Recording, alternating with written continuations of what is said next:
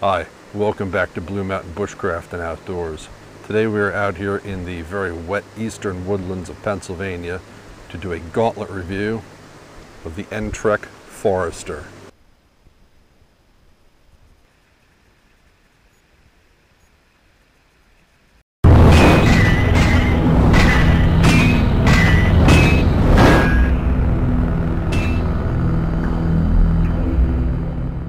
So let's get some of the details out of the way. Entrek is not a new company. They have been around since about 1973.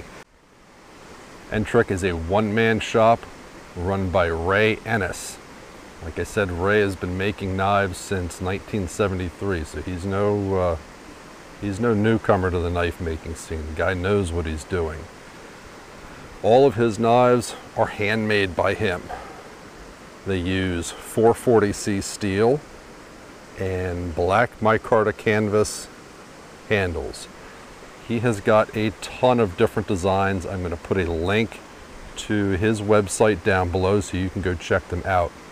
Now I know that most of you guys are in the bushcraft world, so red flags are going up, klaxons are sounding, and everyone's screaming, 440C, that's stainless steel. Bushcraft knives aren't stainless steel, they're high carbon steel. Ray does that for a very good reason. He knows 440C like the back of his hand, and he has mastered the heat treat of this steel. And for those of you who may not be into knives for all that long, 440C years ago, before all the super steels hit the market, was considered a premium steel. I know it's kind of fallen off a little bit as of late, but 440C, when done correctly, is an outstanding steel, and Ray knows how to do this correctly. His website goes into some detail on his background and the processes that he uses to heat treat the steel. So instead of going into a long talk that nobody out there on my channel wants to listen to, I'm just going to refer you to his site. You can check all that out at your leisure if that interests you. Instead, we are going to take a quick look at the knife and then jump into a wet weather test. Like I said, this is called the Entrek Forester. It's a Scandinavian design. It's very similar to a Mora. The blade profile and grind is pretty similar to the new Mora Robust. The overall length in this blade is 7 7/8 inches. It has a 3 5/8 inch long, 1/8 inch thick blade. Comes with a Kydex sheath in the pouch style. There's not a whole lot of retention other than just basic friction, so it's not a snap fit or anything like that. The contours of this blade don't really allow for that sort of retention. As you can see, this is a full tang knife, and the profile of the handles are pretty slim. I only have two real complaints with this sheath. The first is that there's no drain hole in it. For a stainless knife, this isn't a gigantic deal, but it would be nice to have a small drain hole at the bottom. The second is the belt loop. Well, it is fixed on there fairly well with 2 rivets. It is so small that it will fit only the smallest belts, and I personally don't have a belt that it will fit on. Yesterday it rained. I don't know how much it rained, but it rained a lot. It absolutely poured. The stream you see in front of me is up a good bit from what it's normally at, and there is a ton of dead wood that is washed up over the stream.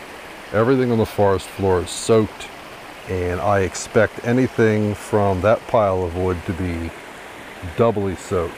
So what I'm going to do is I'm going to go down there, harvest some wood out of that, and use this Entrek to process some of that wood and see if we can't get a fire going.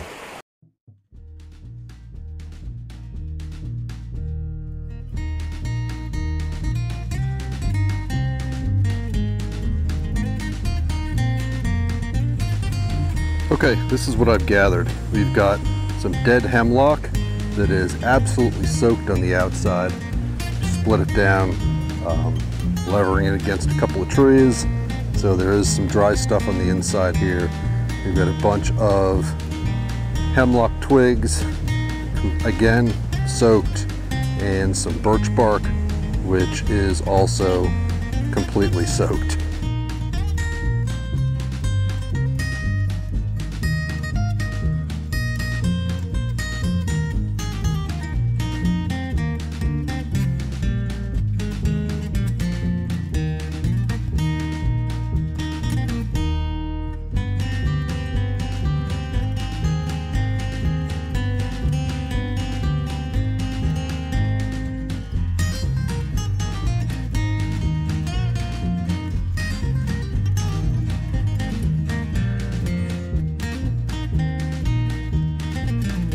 Well, I may have bitten off more than I can chew here. The Entrek had absolutely no problem processing any of this, so if I can't get the fire started, it's not the fault of the knife.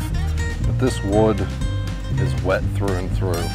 There are some drier pockets that I use to make the feathers. I am hoping that the birch bark that we've scraped up will be dry enough to catch the spark and hold it, start drying this smaller stuff out, and we can build from there.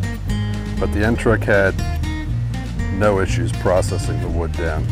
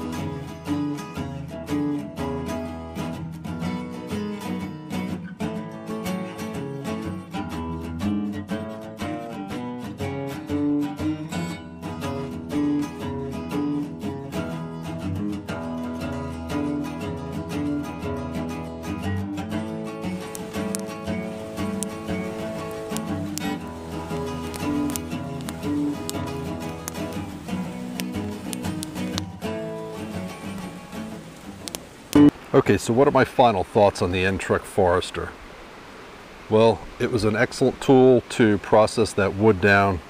The edge holding of this is on par with some of the best non-stainless carbon steels that I've used. It holds an edge well. It is not in the least bit difficult to sharpen. So the heat treat on this that Mr. Ennis does is absolutely top-notch. I have not experienced any chipping or rolling. However, when this was delivered to me, there was a tiny, tiny, tiny little chip right here up near the tip. I'm not sure which of the Gauntlet reviewers put that in there, but it is there. However, since I've had it, I've batoned with it, I've carved with it, I've experienced no edge damage whatsoever. Let's talk about the handle a little bit. The canvas micarta that Mr. Ennis uses is very grippy, even when it's wet.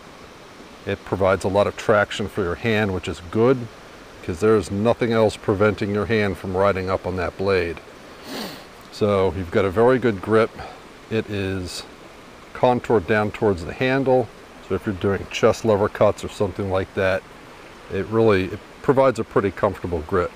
Now, that portion I like. This flat profile here, not so much. When I was making the feathers for this particular fire, I found that my hand was starting to fatigue a little bit. There aren't any hot spots or anything like that, but the thinness of that handle starts to fatigue my hand a little bit more quickly than a handle with a more rounded, a fuller grip. But you know, grips are a very personal thing. Now the sheath, as we already talked about, is just a basic pouch style Kydex sheath. It holds the knife fine. I currently have it on a lanyard around my neck. It works all right for that, and that's simply because the belt loop is just entirely too small to fit on any belt that I own. The overall package though is excellent. As I've already mentioned multiple times, the heat treat is excellent. The grind is a true Scandi grind. There's no secondary bevels here. The angles are very good. It's very controllable. It is capable of doing some extremely precise work. The tip is robust. It's an 1/8 inch blade, so it's not going to break on you. Okay, so who is this knife for? If you live in a wet environment, say the Pacific Northwest, if you've just been cast for the next season of Alone, and you happen to be going to Vancouver Island or a similar place where it rains a lot, and you don't want to deal with the constant maintenance of a carbon steel blade, this is an outstanding option for you. If you're into kayaking, if you're into canoeing, anything where it's going to be wet, this has a lot of advantages. And quite frankly, with the heat treat that this has, the edge holding and the ease of sharpening, I don't really see too many disadvantages of using this over a carbon steel blade in any other environment. If you take a look on the Gauntlet page and look at the review that Pharaoh Woodcraft did of this knife, you will see that he did a major myth busting, and he actually got a flint and steel fire going using this knife as the steel. He got a spark off of 440C stainless steel. It can be done. So overall, guys, I give this knife a big thumbs up. I really like it quite a lot. I wish the handle was a little fuller, but that's not a complete deal breaker for me. This knife has a lot going for it. It's comfortable, it's effective, spine sharp, it throws pretty good sparks. Could be a little bit sharper, but it's not bad. Edge geometry is excellent, heat treat's excellent. Overall, it's just a really nice everyday woods blade. Okay guys, if you like the review, do me a favor, give it a thumbs up, hit share, subscribe if you haven't already. I'd really appreciate that. Feel free to leave any comments you like down below, and as always, I will try to answer each and every one of them as quickly as I can. If you want to join us over on our Facebook group, come on over to Facebook, do a search for Blue Mountain Bushcraft and Outdoors, send me a join request. We'll get you hooked up pretty quick, and you can join our ever-growing community there. We've got a lot of great people, lots of good content. Thanks a lot for taking the time to watch. I appreciate it as always, and I'll see you next time. Bye.